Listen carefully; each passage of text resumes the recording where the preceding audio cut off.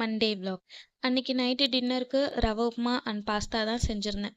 இந்த 2 காம்போவும் எந்த அளவுக்கு ஒர்க் அவுட் ஆகும் அப்படிங்கிறது தெரியல. பட் அன்னைக்கு வீட்டில் தோசை மாவு இல்லைன்றதுனால இருக்கிறத வச்சு அன்னைக்கு டின்னரை அட்ஜஸ்ட் பண்ணிட்டேன். பசங்களுக்கு பாஸ்தானா ரொம்பவே பிடிக்கும். ஸோ அவங்க 2 பேருக்கும் பாஸ்தா அண்ட் எங்கள் 2 பேருக்கும் ரவா உப்புமா செஞ்சாச்சு.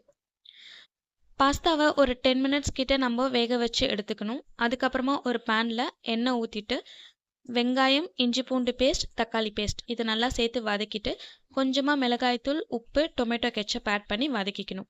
இங்கே டொமேட்டோ கெச்சப் வந்து மேண்டட்டரி தான். வேணும்னா ஆட் பண்ணிக்கலாம், அப்படி இல்லைனா ஸ்கிப் பண்ணிக்கலாம். இது நல்லா வதங்கினதுக்கு அப்புறமா வேக வச்சு இந்த பாஸ்தா போட்டு கிளறிட்டு லாஸ்ட்டாக நம்ம கொத்தமல்லி தூவி இறக்கிட்டோன்னா சூப்பரான பாஸ்தா வந்து ரெடி ஆகிடும். எங்களுக்குமே வந்து ரவா உப்புமா ரெடி ஆகிடுச்சு. ஸோ அன்றைக்கி டின்னர் வந்து முடிச்சுட்டு நைட்டு தூங்க போகிறதுக்கு முன்னாடியே இட்லி மாவுக்கு அரிசியெல்லாம் ஊற வச்சுட்டு தான் போயிருந்தேன்.